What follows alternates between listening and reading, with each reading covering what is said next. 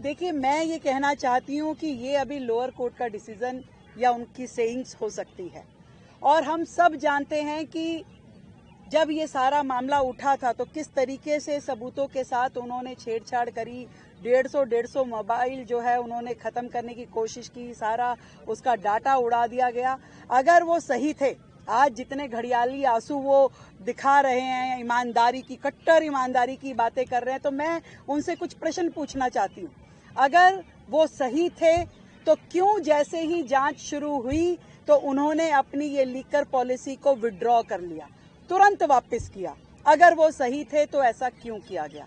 अगर वो ये कह सकते हैं कि एक के साथ एक दारू की बोतल देना दिल्ली के लिए सही था क्या वो ये कह सकते हैं कि जिस तरीके से उन्होंने इस पूरे सेक्टर को प्राइवेटाइज करने की दिशा में काम किया और जो आपका ट्रेडर था उसको आपने, उसका जो कमीशन था 5% से उसको 12% कर दिया, उसका मुनाफा बढ़ाया, उस मुनाफे में आपकी शेयरिंग ऐसा पूरी तरीके से दिखाई देती थी? क्या वो गलत है?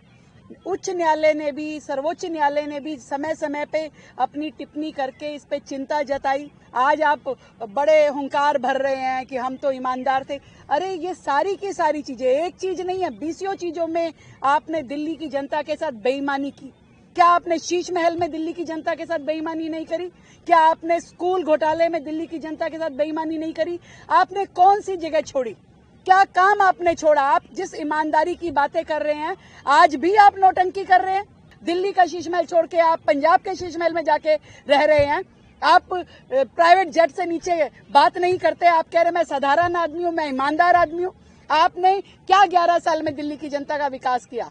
आपने करोड़ों रुपए का घोटाला दिल्ली में किया। क्लासरूम को आपने, शौचालय को क्लासरूम बोल बोल करके आपने यहाँ पे काउंटिंग। आज भी उनके समय की बीसीओ बिल्डिंग अधूरी पड़ी है, जिसमें आपने कॉस्ट इतनी बढ़ा दी, आपने सीधा सीधा कॉन्ट्रैक्टर्स को फायदा पहुंचाया। डबल कॉस्ट के प्रोजेक्ट आज भी पड़े हैं।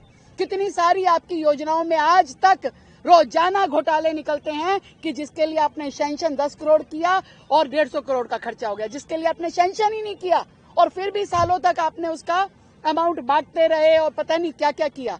तो दिल्ली की जनता ने पहले ही न्याय कर दिया था, पहले ही आपको सत्ता से बाहर कर दिया, दिल्ली से बाहर कर दिया।